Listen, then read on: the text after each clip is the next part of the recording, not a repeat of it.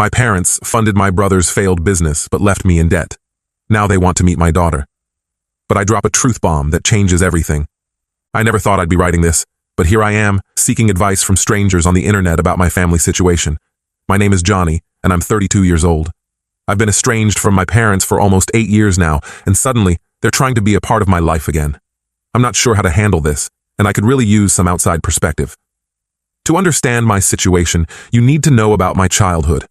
I grew up in a small town in Ohio, the older of 2 boys. My younger brother, Bobby, 30M, was born when I was just 2 years old. From the beginning, it was clear that Bobby was the golden child. He was outgoing, athletic, and charming, everything I wasn't. I was more introverted and focused on academics. Our parents, especially our dad, always seemed more interested in Bobby's activities than in mine. Dad was a former high school football star who never quite got over his glory days. When Bobby showed an interest in sports, Dad was over the moon. He'd spend hours in the backyard teaching Bobby how to throw a perfect spiral, while I sat on the porch with my books. Mom wasn't as blatant about her favoritism, but it was still there. She'd gush over Bobby's finger paintings and put them on the fridge, while my report cards with straight A's were met with a simple, "Good job, Johnny." I remember one particularly painful incident when I was 10. I had won the school science fair with a project on renewable energy. I was so excited to show my parents, but when I got home, they were too busy celebrating Bobby making the junior football team to even look at my blue ribbon. As we got older, the favoritism became even more apparent. In high school, I threw myself into my studies, joining the debate team and the math club. I was determined to get into a good college and become a doctor. Bobby, on the other hand, coasted by on his charm and athletic ability. He was the star quarterback, dating cheerleaders and going to parties every weekend. I still remember the night of my high school graduation. I was valedictorian, and I had worked for weeks on my speech. As I stood at the podium, I scanned the audience for my family. Dad was there, but he was busy filming Bobby, who was goofing off with his friends in the back row. Mom at least seemed to be paying attention, but I could see her constantly glancing over at Bobby. It felt like even in my moment of triumph, I was still in my brother's shadow. When it came time for college, I got accepted into a prestigious university with a partial scholarship. I was thrilled, but my excitement was short-lived. My parents sat me down and told me they couldn't afford to help me with tuition. They said they had been saving for years, but unexpected expenses had come up, and they just didn't have the money. I was devastated, but determined. I took out student loans, worked part-time jobs, and managed to make it through undergrad. It was tough, but I was proud of myself for doing it on my own. I worked as a tutor, a library assistant, and even spent a summer doing night shifts at a 24-hour diner. There were times when I was so exhausted I could barely keep my eyes open during lectures, but I pushed through. Meanwhile, Bobby had decided college wasn't for him. He worked at a local garage, spending his evenings at bars and parties. Our parents never seemed concerned about his lack of direction. They'd just chuckle and say, "That's our Bobby, always living in the moment." Then, during my senior year, I found out the truth. Bobby, who had been working at the garage for a couple of years, suddenly announced he was opening his own auto repair shop. To my shock, our parents had given him their entire savings, the money they had told me didn't exist, to start his business. I couldn't believe it. All those nights I had spent worrying about my mounting student debt, all the times I had to choose between buying textbooks or eating proper meals, and they had money all along. They just chose to give it to Bobby instead. When I confronted them about it, they tried to justify their decision. They said Bobby needed the money more because he didn't have a college degree, and that I would be fine because I was smart and would make good money as a doctor someday. They didn't seem to understand or care about the massive debt I had taken on, or the stress I had been under. That was the last straw for me. I finished my degree and got into medical school, but I cut off almost all contact with my family. I only spoke to them on major holidays, and even then, it was brief and superficial. I threw myself into my studies, determined to succeed, despite their lack of support. During my second year of medical school, I met Donna. She was a law student, brilliant and compassionate. For the first time, I felt truly seen and appreciated for who I was. We started dating, and she became my rock. She listened to me when I talked about my family issues and never judged me for my decision to distance myself from them. After graduation, Donna and I got married and moved to Seattle for our respective residencies. We built a life together, far from my family and the pain of my past. 2 years ago, we welcomed our daughter, Lily, into the world. Becoming a father made me reflect on my own childhood, and I promised myself that Lily would always feel loved and supported, no matter what path she chose in life. Fast forward to now. I'm a successful pediatrician. Donna is making waves at a prominent law firm, and Lily is a precocious 2-year-old who keeps us on our toes. Life is good, but I still carry the hurt from my family's betrayal. A few weeks ago, I got a call from my mom. It was the first time we had spoken in months, and I could tell something was wrong. She was crying, saying that Bobby's business had failed, and he had moved back in with them. Apparently, he had made some bad decisions, gotten into debt, and was now unemployed. My parents had to remortgage their house to help him out. Now, suddenly, they want to reconnect with me. They've been calling and texting, asking to visit and meet their granddaughter. My dad even sent me an email talking about how proud he is of my success and how he wants to make amends. Part of me wants to give them a chance. After all, they're my parents, and I do miss having a family. I think about Lily and wonder if I'm depriving her of grandparents. But another part of me is angry and hurt. It feels like they only want me in their lives now because Bobby has disappointed them, and they need someone to be proud of. I don't know what to do. Should I give them another chance? Should I keep them at arm's length? Or should I just maintain the distance I've established over the years? Donna thinks I should at least hear them out, but she's also protective of me and doesn't want to see me hurt again. She's offered to be there when I talk to them, as a buffer and support system. I'm torn between the desire for family and the need to protect myself from further pain. The thought of letting them back into my life terrifies me. What if they hurt me again? What if they try to use me as a financial safety net now that Bobby has fallen from grace? But then I look at Lily and wonder if I'm letting my past affect her future. Any advice would be greatly appreciated. How do I navigate this situation without becoming a doormat or letting my anger control me? How do I protect my own family while potentially rebuilding relationships with my parents? I feel like I'm standing at a crossroads, and I'm not sure which path to take. Update 1. Thank you all for your responses. I've read through every comment, and I appreciate the different perspectives you've shared. I wanted to give you an update on what's happened since my original post. After much consideration and many long talks with Donna, I decided to meet with my parents, but on my terms.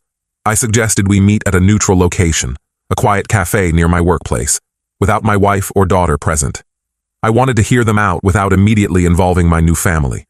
The days leading up to the meeting were filled with anxiety. I found myself snapping at Donna over little things and having trouble sleeping. The night before, I sat in Lily's room long after she had fallen asleep, watching her peaceful face and wondering if I was making the right decision. The morning of the meeting, I arrived at the cafe early. I chose a table in the corner where we could have some privacy.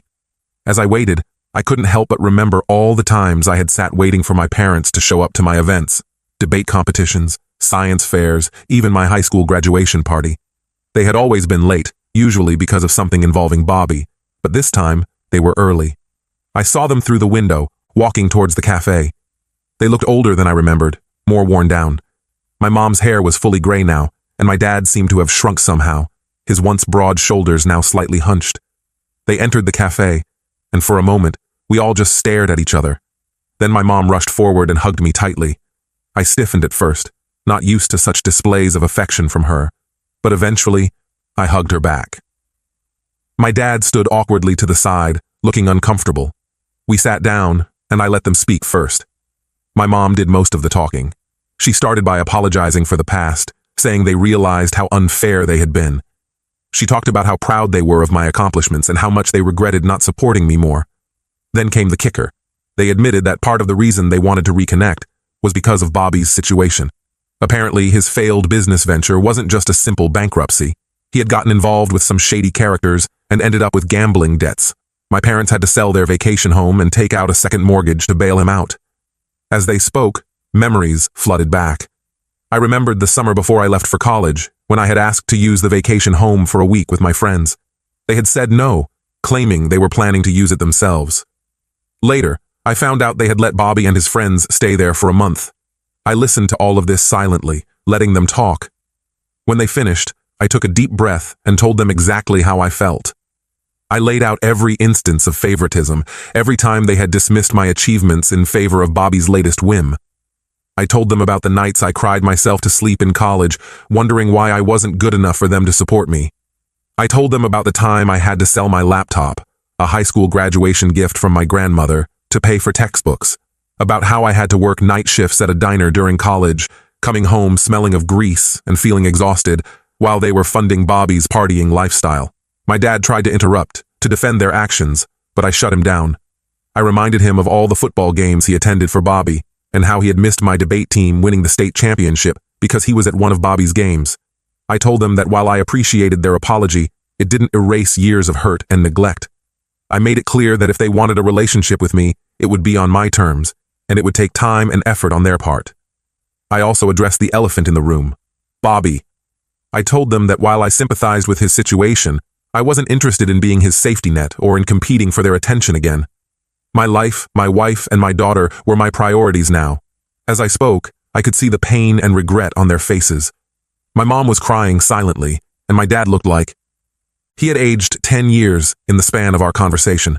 Part of me felt guilty for causing them pain, but another part felt relieved to finally be saying these things out loud. The conversation ended with mixed emotions. We agreed to take things slow. I said I'd be open to occasional phone calls, but I made no promises about in-person visits or introducing them to Lily. I told them I needed time to process everything and that they needed to respect my boundaries. As I left the cafe, I felt a strange mix of sadness and relief. It wasn't the heartwarming reconciliation some might have hoped for, but it felt honest and necessary. I walked to my car and sat there for a long time, replaying the conversation in my mind. When I got home, Donna was waiting for me. She took one look at my face and enveloped me in a hug. We sat on the couch, and I told her everything. She listened without judgment, offering comfort and support. That night, as we lay in bed, Donna asked me how I felt. I told her I wasn't sure. Part of me felt lighter, like I had finally released a burden I had been carrying for years. But another part felt raw and exposed, like an old wound had been reopened. I'm still processing everything, but I feel like I've taken a step towards healing, even if the road ahead is still uncertain. I know it won't be easy and there's a lot more to work through. But for the first time in years, I feel like there's a possibility of having some kind of relationship with my parents again. I'll keep you updated on how things progress. Again, thank you all for your support and advice.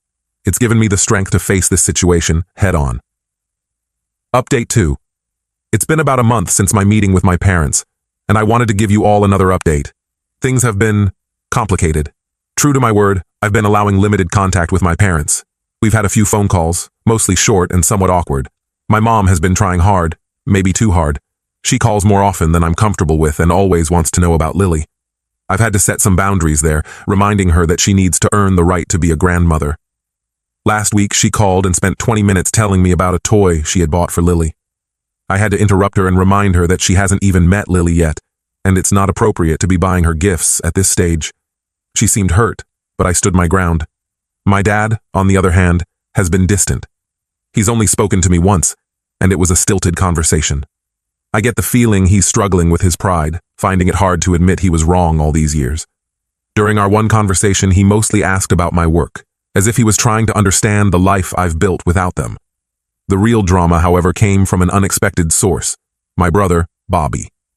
About 2 weeks after my meeting with my parents, I received a long, rambling email from him. It was part apology, part plea for help. He wrote about how he had messed up his life, how he regretted taking advantage of our parents, and how he wished he had been a better brother to me. As I read the email, memories came flooding back. I remembered the time in high school when Bobby had borrowed my car without asking and gotten into an accident. Our parents had been angry, but they paid for the repairs without making Bobby face any consequences. Meanwhile, I had to take the bus to school for a month. At first, I was touched by Bobby's email. It seemed like a genuine attempt at reconciliation. But as I read on, the true purpose of the email became clear. Bobby was asking me for money.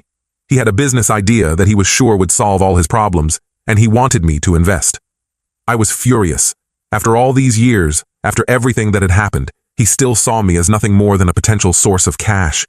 The business idea was vague and poorly thought out, something about a food truck that would sell gourmet hot dogs.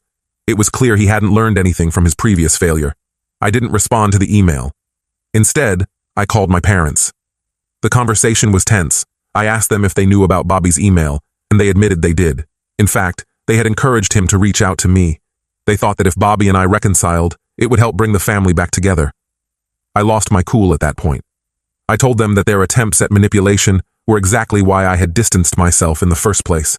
I reminded them of all the times they had enabled Bobby's bad behavior, From covering for him when he cheated on tests in high school to bailing him out of jail after a DUI in his 20s. I made it clear that I wasn't interested in funding another of Bobby's schemes, and I was hurt that they would even consider asking me after everything that had happened. I told them that if this was their idea of making amends, they had a lot to learn about respect and boundaries. The call ended badly. My mom was crying again, my dad was defensive, and I was shaking with anger. I felt like all the progress we had made had been undone in an instant. After I calmed down, I talked things over with Donna. She's been my rock through all of this, offering support and a clear perspective when I need it most. We decided that for now, it's best to take a step back from my family again. The trust that was so tentatively rebuilt has been shattered, and I need time to process everything. I'm feeling discouraged and hurt, but also strangely relieved. This incident has confirmed that my instincts were right. My family still doesn't truly understand the pain they've caused or respect the boundaries I've set. It's a hard realization, but an important one. For now, I'm focusing on my own family, Donna and Lily. They're my priority, and I won't let the drama with my parents and Bobby affect the happiness we've built together. Last night, as I was tucking Lily into bed, she asked me to read her favorite story, The Giving Tree. As I read, I realized how different my relationship with her is from the one I had with my parents. I want her to know she's loved unconditionally, not for what she can give or do. This morning, I sent a brief email to my parents. I told them I needed some space and that I would contact them when I felt ready. I also made it clear that any future relationship would depend on their ability to respect my boundaries and treat me as an equal, not just as a potential solution to their problems with Bobby. I haven't heard back from them yet, and honestly, I'm not sure how I feel about that. Part of me is relieved for the quiet, while another part wonders if they've given up on reconnecting already. For now, I'm taking things day by day. I have a busy week ahead at the hospital, and Donna and I are planning Lily's 3rd birthday party. Life goes on, and I'm determined to focus on the positive aspects of my life rather than dwelling on the past. I'll update again if anything significant changes, but for now, I think it's time to close this chapter and move forward with my life. Thank you all for your support and advice throughout this process. It's meant more than you know. Update 3. It's been 6 months since my last update, and I felt it was time to share what's been happening. A lot has changed, both in my family situation and in my perspective on things. First, the situation with my parents and Bobby. After the blow-up over Bobby's email, I maintained my distance. I ignored calls and messages, focusing instead on my work and my immediate family. It was hard, especially around the holidays, but I felt it was necessary for my mental health. About 3 months ago, I received a letter from my dad. It wasn't an email or a text, but an actual handwritten letter. The sight of his familiar handwriting brought back a flood of memories. Birthday cards, notes in my lunchbox when I was young, before Bobby came along and things changed. In the letter, he did something I never thought I'd see. He offered a genuine, heartfelt apology. He acknowledged the favoritism they had shown Bobby, the hurt they had caused me, and the mistakes they had made in trying to reconcile. He didn't make excuses or ask for anything. He simply expressed remorse and a desire to make amends, but only if and when I was ready. He wrote about how he had been doing a lot of thinking and had realized how his own insecurities had influenced his behavior. He admitted that he had lived vicariously through Bobby's athletic achievements because he felt like a failure in his own career. He said he had always been proud of my academic success, but hadn't known how to show it. I was skeptical at first, but something about the letter felt different. Maybe it was the effort of actually writing it by hand, or maybe enough time had passed for real reflection. Either way, it opened the door to cautious communication. We've been talking more regularly now, usually just my dad and me. Our conversations are still sometimes awkward, but they feel more honest.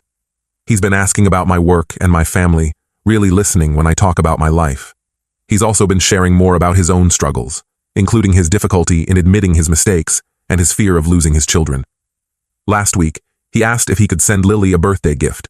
Instead of just saying yes, I suggested we video call so he could watch her open it. The joy on his face when Lily excitedly unwrapped the toy doctor kit he sent was something I hadn't seen in years. As for my mom and Bobby, things are still complicated. My mom has respected my boundaries more, which I appreciate. She's been sending occasional emails, sharing family recipes and old photos. It's a small gesture, but it feels like she's trying to connect in a way that isn't overwhelming.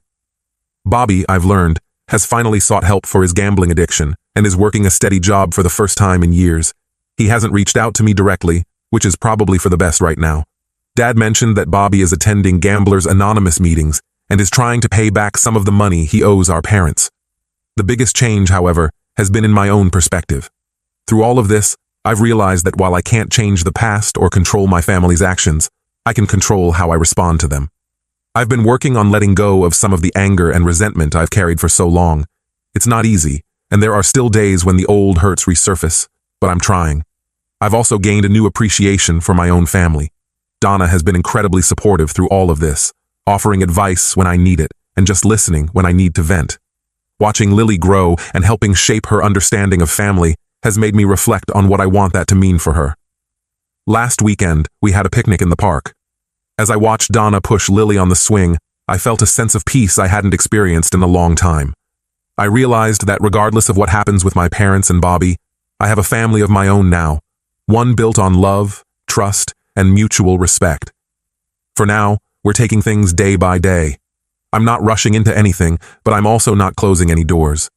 My priority remains my wife and daughter, but I'm cautiously optimistic about the possibility of healing some of the rifts with my parents. This journey has been difficult, but it's also been enlightening. I've learned a lot about forgiveness, boundaries, and the complexities of family relationships. Whatever happens next, I feel better equipped to handle it. Thank you all for your support and advice throughout this process. It's meant more than you know.